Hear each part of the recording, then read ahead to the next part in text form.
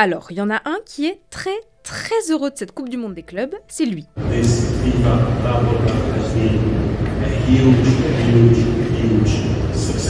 Mais si le président de la FIFA est ravi, elle n'a pas forcément fait l'unanimité côté joueurs, staff et public. That means that probably is not the right place to do this competition. The pitches aren't great at all. Le grand public, en fait, je pense qu'il sait même pas qu'il y a une Coupe du Monde des clubs. Conditions climatiques, difficultés logistiques, climat politique, voici pourquoi cette compétition n'a pas forcément eu le succès escompté et laissé tout le monde un peu perplexe pour la Coupe du Monde masculine de l'année prochaine. Enfin non, pas tout le monde. History will be made in the United States. Bon déjà, c'est un secret pour personne, le football, c'est pas le sport des Américains. Can the US win? The US can win, yes, with the public behind. Donc le public sur place est pas forcément à fond derrière les joueurs, et ce, encore moins pour les clubs que pour des équipes nationales. It's unlike any other trophy, there is a key. Oh, wow.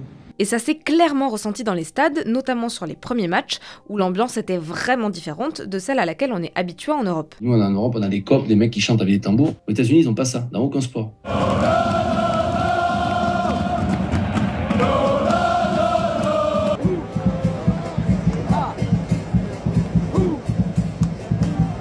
Et de manière générale, ils ont en fait pas du tout la même manière de consommer le sport que nous. S'ils arrivent à la 10e ou la 15e minute du match, ils s'en fichent.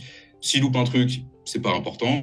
En plus, les stades choisis pour la compétition sont des stades immenses, avec des capacités de parfois 80 000 places, comme des stades de France. Et il faut les remplir, ces stades, sauf qu'à quelques mois du début de la compétition, les tickets pour assister au match se vendaient juste pas. Du coup, la FIFA a dû adopter une stratégie très agressive d'abaissement des prix. Même pour l'une de ses demi-finales, celle entre le club brésilien de Fluminense et l'équipe anglaise de Chelsea, le prix des billets est passé de plus de 470 $ à 13. Je pense qu'ils imaginaient peut-être drainer un peu plus de public, parce que quand on en vient à baisser des prix, c'est que forcément il y a quelque chose qui s'est pas passé comme il l'aurait voulu. Bon, et d'ailleurs, la réponse de Gianni Infantino aux critiques sur les sièges vides dans les stades, c'est ça. Let me say one thing as well about the stadiums. I prefer personally to put 35,000 people in an 80,000 seater stadium rather than 20,000 in a 20,000 seater stadium, but this is just a side remark. Mais il n'y a pas que côté public que c'était différent de ce qu'on fait en Europe. Les conditions de jeu aussi ont été critiquées au fur et à mesure de la compétition, avec en particulier la pelouse. Luis Enrique, l'entraîneur du PSG, s'est plaint pratiquement à tous les matchs de l'état des pelouses, alors que c'est une pelouse, c'est un stade couvert, où il y a la climatisation et tout, donc on pouvait espérer que ça s'améliore un peu, et pas du tout. Parce que oui, aux États-Unis, on joue généralement sur de la pelouse synthétique, là où la plupart des compétitions majeures se font sur du vrai gazon. I'm only saying because you asked me, but yeah, the pitches aren't great at all. It holds up the ball barely bounces, it's tough on the knees as well.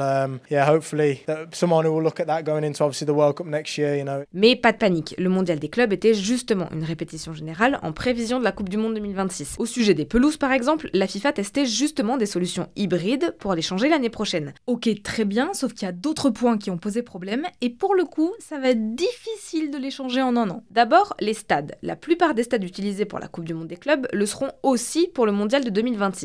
Sauf que la compétition de cet été a mis en lumière que la plupart d'entre eux posent un problème logistique. Dans certains endroits, le seul moyen pour y accéder, c'est en voiture. C'est même culturel là-bas, il y a des parkings immenses aux abords des stades. L'accessibilité, ça va être un gros souci pour nous, Européens, on n'est pas habitués à ça en fait. Nous, on est habitués à ce que le métro t'amène pas très loin et après tu marches. Mais déjà, il n'y a pas tous les spectateurs étrangers qui viennent avec une voiture, et ça peut aussi provoquer d'importants embouteillages.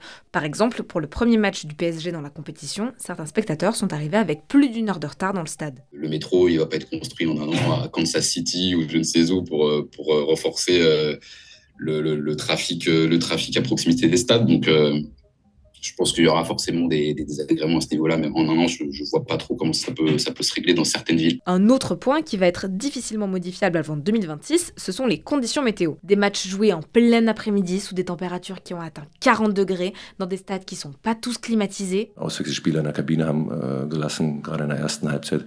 Also man muss schon versuchen, ja, mit den Bedingungen klarzukommen. Es gewinnt nicht immer die beste Mannschaft bei solchen Hitzen, sondern die es am besten vertragen.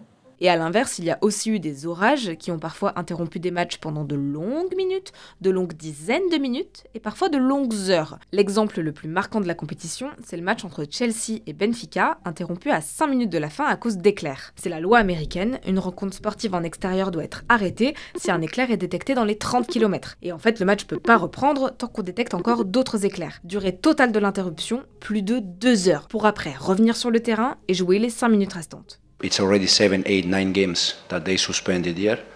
I think it's a joke, to be honest, it's no football. Pour pallier ces conditions climatiques, et en particulier la chaleur, le syndicat de la FIFPro et plusieurs acteurs du football recommandent de décaler les horaires de match pour la Coupe du Monde. Et c'est vrai que les options idéales pour profiter de la fraîcheur en cas de chaleur intense, c'est de jouer le matin ou le soir.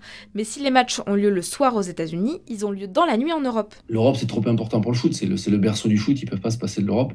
Ils vont pas nous mettre une finale à 3h du matin, c'est pas possible. Et si l'organisation fait en sorte que les matchs soient diffusés dans l'après-midi en Europe, pour les Américains sur place, ça donne des coups d'envoi en début de matinée, et donc potentiellement moins de gens qui peuvent venir, moins de tickets vendus, moins d'ambiance, etc., etc. Mais ils ont plus pensé, on va dire, à la dimension marketing et commerciale pour que la compétition soit vue le plus possible, plus qu'au physique des joueurs et à la santé des joueurs et au bien-être des joueurs. Lorsqu'il a fallu faire un bilan de cette Coupe du Monde des clubs, Gianni Infantino est revenu sur les critiques sur les conditions climatiques. Of course, the heat is definitely an issue. We need to look at what we can do better. Parmi les solutions, le président de la FIFA veut notamment pérenniser l'année prochaine les pauses fraîcheur, des pauses dans le jeu autour des 30e et 70e minutes où les joueurs peuvent notamment boire et qui ont déjà été mises en place lors de cette Coupe du Monde des clubs. Et le dernier point qui inquiète en particulier les supporters, c'est le climat politique aux États-Unis. À son retour à la Maison-Blanche, Donald Trump a promis d'appliquer ce qu'il appelle le plus grand programme d'expulsion massive de l'histoire, visant en particulier les latino-américains. La majorité du public fan de foot ici, ce sont les Sud-Américains. Et c'est eux qui sont ciblés par la police de l'immigration. Donc c'est effectivement le climat, il est un peu anxiogène là pour eux. Et même beaucoup d'immigrés ici en fait aux États-Unis veulent pas aller au stade parce qu'avant la compétition, les services des douanes ont dit on sera aux abords des stades. Tout le monde a cru qu'il y allait avoir ces espèces de raids là de police qui allaient contrôler les gens et vérifier s'ils étaient bien en règle. Au début du mondial des clubs déjà, alors que des matchs se jouaient à Los Angeles, des descentes de la police de l'immigration ont donné lieu à plusieurs arrestations, des manifestations et des violences dans la ville et aux alentours. La garde nationale a même été déployée.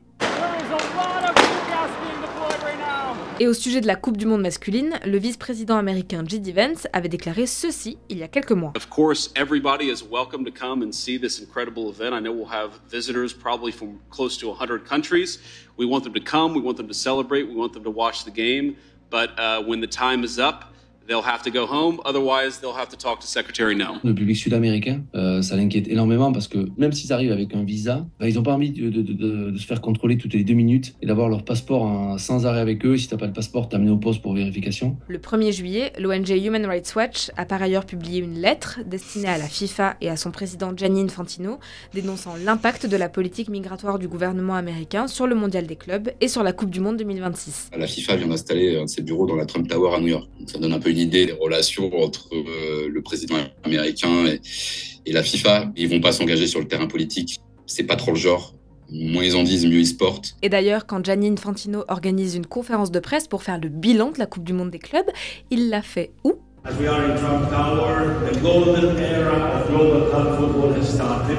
We can say definitely that this FIFA World Cup has been a huge success. Et ce très grand succès, Gianni Infantino et Donald Trump espèrent que ce sera aussi le cas l'année prochaine, autant dans le public que sur le terrain. On a vu que pour le Qatar, en 2022, il y avait énormément de critiques sur l'organisation, sur la logistique. Enfin, voilà, on en a parlé des mois et des mois à juste titre. Et en fait, quand la compétition démarre, c'est les sportifs qui priment.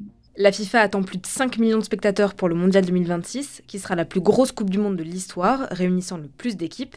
Et la vraie réponse à si oui ou non cette Coupe du Monde sera un succès, ce sera en fin d'année, à l'ouverture de la billetterie pour le grand public.